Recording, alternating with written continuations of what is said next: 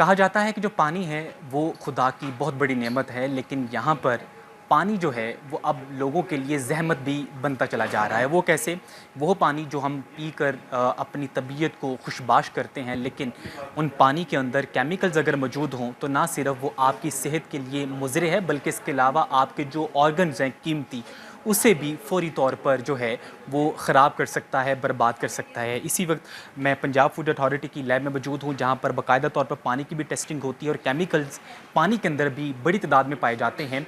तकरीबन ये 12 के करीब केमिकल्स हैं जो पानी के अंदर पाए जाते हैं। अगर वो केमिकल्स पानी के अंदर मौजूद हों और वो कोई इंसान इस्तेमाल कर ले, उसे पी ले, तो किस किस्म की सी परेशानियों का सामना करना पड़ता है, इस हवाले से भी आपको बताएंगे। तो इस वक्त मैं लैब में मौजूद हूँ, जहाँ पर जो डायरेक्टर हैं इसके तैयब साहब, वो मेरे साथ मौजूद है। इस हवाले से गुफ्तगू करते हैं। अच्छा सर, पानी का भी बहुत बड़ा इशू है कि कहते हैं कि पानी तो वैसे खुदा की बहुत बड़ी नेमत है, इसके बगैर जो ज़िंदगी है वो मुमकिन नहीं है, लेकिन पानी के अंदर वो केमिकल्स जो मौजूद हों, फिर इसी तरह ही वो इस्तेमाल होते रहें, तो फिर किस किस्म की परेशानियां जो हैं वो जन्म लेती हैं। और अगर कोई पानी का टेस्ट करवाने कोई सैंपल यहाँ पर लेकर आए, उसकी टेस्टिंग करवानी हो, तो इसका प्रोसेस कैसे स्टार्ट होता है? अच्छा, पानी का सैंपल भी हमारे पास जो भी आता है वो सबसे पहले रिसेप्शन पे रिसीव होता है। फिर उसको एक कोड लगता है, डी कोड होने के बाद एक स्पेसिफिक कोड के साथ हमारे पास लैब में आ जाता है। जैसे लैब में सैंपल रिसीव होता है तो सबसे पहले उसकी माइक्रोबायोलॉजी की जाती है कि उसके अंदर कौन-कौन से बैक्टीरिया जो हैं वो मौजूद हैं। तो बैक्टीरिया के बाद फिर हम उसकी केमिकल कंपोजिशन देखते हैं। तो मोस्टली जो पेट की बीमारियां हैं ये वो सारी की सारी बैक्टीरिया की वजह से होती अच्छा, हैं। हमने बचपन के अंदर पढ़ा था कि कुछ बैक्टीरियाज होते हैं जो सेहतमंद भी होते हैं, कुछ बैक्टीरियाज होते हैं नुकसानदा होते हैं। तो इसके अंदर किस किस्म के बैक्टीरियाज होते हैं कि दोनों ही होते हैं? पानी के अंदर जो है वो नुकसानदेह बैक्टीरिया होते हैं, लेकिन जिस तरह दही है उसके अंदर जो है वो सेहतमंद बैक्टीरिया होते हैं। बिल्कुल ठीक। तो पानी के अंदर हमने सारे बैक्टीरियाज को ही देखना है कि नुकसानदेह बैक्टीरियाज जो हैं वो ज़ीरो होने चाहिए। अगर कोई भी मौजूद है तो फिर वो पानी आपका जो है वो निज़ाम को डिस्टर्ब कर सकता है। कोई गैस्ट्रो या कोई भी इशू जो है वो पानी की वजह से हो सकता है। हैज़ा हो सकता है, कॉलरा, टाइफाइड भी पानी के अंदर प्रेजेंट हो तो सकता है। कितनी मिकदार में पानी यहाँ पर आएगा तो टेस्टिंग का अमल शुरू हो जाता है? यहाँ पे पानी के हमारे पास जो है वो एटलीस्ट जो है वो 750 ml जो है वो पानी की बोतल आती है। ठीक है। और सबसे पहले हम उसकी माइक्रोबायोलॉजी टेस्टिंग करते हैं। जैसे ही माइक्रोबायोलॉजी की टेस्टिंग कंप्लीट होती है तो फिर हम उसकी केमिकल टेस्टिंग जो शुरू करते हैं। केमिकल टेस्टिंग के अंदर उसकी पीएच, उसकी हार्डनेस, उसके अंदर डिफरेंट मिनरल्स का लेवल, आर्सेनिक कितनी है, उसके अंदर जो है टोटल डिज़ोल्व सॉलिड्स कितने हैं, मैग्नीशियम कितनी है, कैल्शियम कितनी है, पोटाशियम कितनी है, उसके अंदर टर्बिडिटी कितनी है, वो सारी की सारी टेस्टिंग हमारी फिर यहाँ पे की जाती है। बिल्कुल ठीक है, यानी कि ये जो अब यहाँ पर टेस्टिंग हो रही है, ये मुख्तलिफ कलर किस चीज़ की? केमिकल्स के कलर हैं? जी, ये केमिकल्स के कलर हैं। ये हमारे पास जो है वो कैल्शियम का कलर है, ये हमारे पास हार्डनेस का कलर है। ये सारे डिफरेंट पैरामीटर्स जो हैं वो टेस्ट हो रहे होते हैं, तो वो एक स्पेसिफिक कलर जो है वो इंडिकेट करता है कि इसके अंदर वो कितनी क्वांटिटी जो है वो इसकी प्रेज़ेंट है। बिल्कुल ठीक है। तो यहाँ पर अब पहले केमिकल्स थोड़े से डाले जाते हैं, फिर पानी डाला जाता है। किस तरह ये टेस्टिंग का अमल मुकम्मल होता है? इसके अंदर जो है वो हर टेस्ट के लिए एक रिक्वायर्ड पोर्शन जो है वो डिफाइंड होता है कि आपने इतने एमएल जो है वो पानी लेना है। फिर उसके बाद आपने जो है वो केमिकल को उसके साथ जो है वो टाइट्रेट करना है। और जब जैसे ही कलर चेंज हो जाता है फिर आपने उसकी रीडिंग नोट करके कैलकुलेट करना है कि उसके अंदर वो कितना केमिकल जो है वो प्रेजेंट है। उसकी अमाउंट जो है वो रिकमेंडेड से हायर तो नहीं है।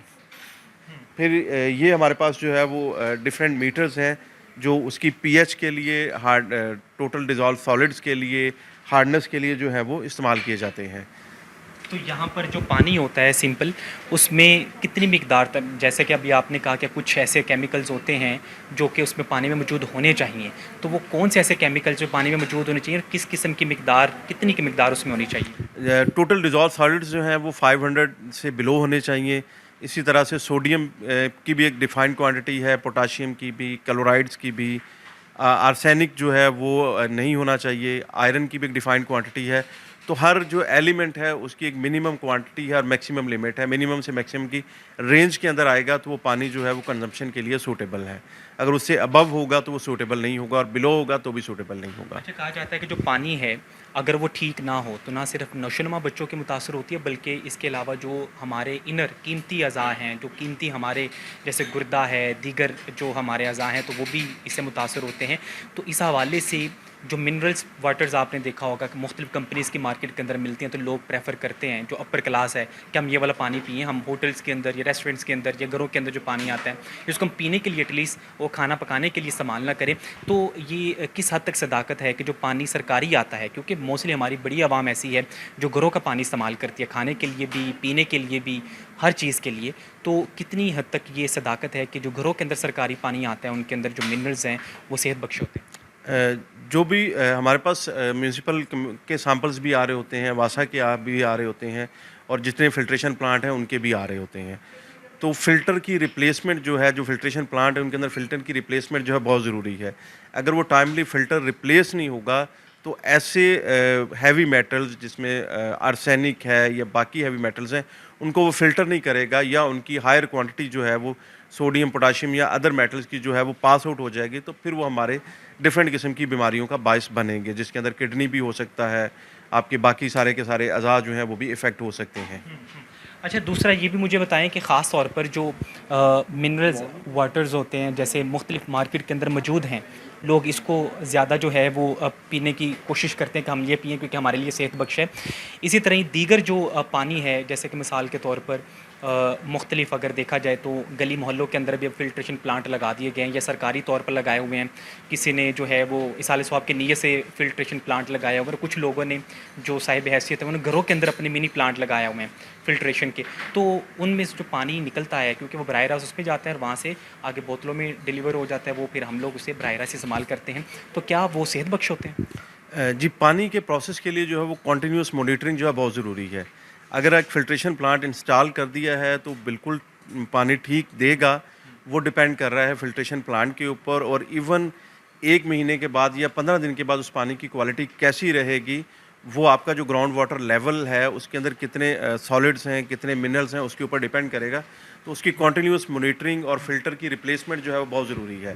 जब तक आप मॉनिटर करके उसके फ़िल्टर को रिप्लेस नहीं करेंगे, आपकी पानी की क्वालिटी जो है वो एक जैसी नहीं रहेगी। उसके अंदर चांसेस हैं कि एक टाइम के बाद वो जो फ़िल्ट्रेशन प्लांट इसाले स्वाब के लिए या किसी भी पर्पज़ के लिए लगा दिया गया है, शुरू में तो पानी बिल्कुल जो है पीने के काबिल दे रहा है, लेकिन बाद में वो मुज़र सेहत पानी ही जो है पिला रहा है।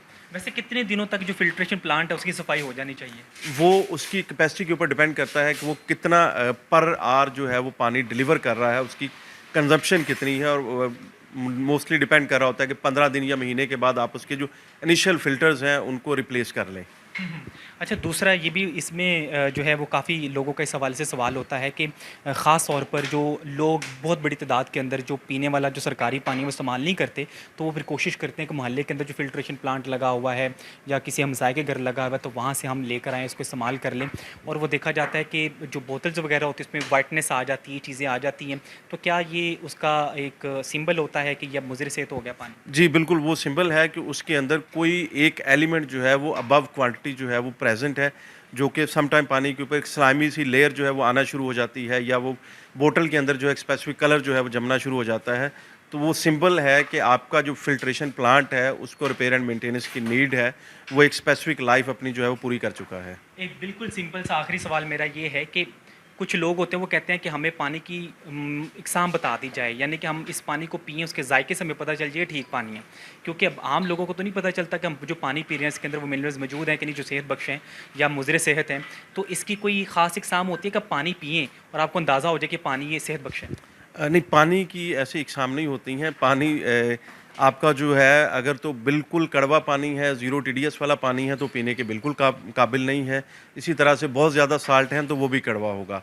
पानी का जो है एक नेचुरल टेस्ट होता है, वही पानी पीने के काबिल है, लेकिन उस नेचुरल टेस्ट वाले पानी में भी कुछ ऐसे हैवी मेटल्स जो हैं वो प्रेज़ेंट हो सकते हैं जो टेस्ट नहीं देते, जो टेस्टलेस या ऑडरलेस होते हैं।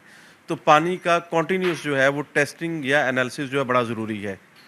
जी बिल्कुल, इनकी जानिब से तफ़सीली जो है वो इन्फॉर्मेशन फ़राहम की गई है कि जो पानी है वो किस तरह हमारी सेहत के लिए सेहत बख्श हो सकता है, और बताया गया है कि पानी के अंदर दर्जन के करीब जो केमिकल्स हैं वो मौजूद होते हैं जिसको यहाँ पे डिटेक्ट किया जाता है। और पंजाब फूड अथॉरिटी की जानिब से न सिर्फ उन तमाम जो फ़िल्ट्रेशन प्लांट हैं जो आर्जी तौर पर लगाए गए हैं या मुस्तकिल तौर पर लगे हुए हैं उनको भी रजिस्टर किया जा रहा है, बल्कि ऐसे प्लांट जो कि बर वक्त अपनी सफाई नहीं करवाते या इसके अलावा उसकी सफाई नहीं होती या पानी को चेक नहीं किया जाता तो उसके ख़िलाफ़ भी जो कार्रवाइयाँ हैं वो अमल में लाई जाती हैं। तो यहाँ यहाँ पर तफसीली बताया गया कि पानी किस तरह यहाँ पर लाया जाता है और किस तरह किस किस मराहल से गुजरता है, और मराहल से गुजरने के बाद डिटेक्ट किया जाता है कि इसके अंदर किस किस्म के केमिकल्स हैं और किस किस्म के नहीं हैं। और वही चीज़ जब यहाँ पर टेस्टिंग का अमल मुकम्मल हो जाता है, फिर रिपोर्ट मुरतब होती है और जहाँ से सैंपल लाए जाते हैं फिर उनके ख़िलाफ़ जो है पहुँचा जाता है, उनके ख़िलाफ़ जो कार्रवाई हैं वो अमल में लाई जाती हैं। ना सिर्फ अमल में लाई जाती हैं बल्कि उन मुतलका जो फ़िल्ट्रेशन प्लांट है उनको भी सील किया जाता है।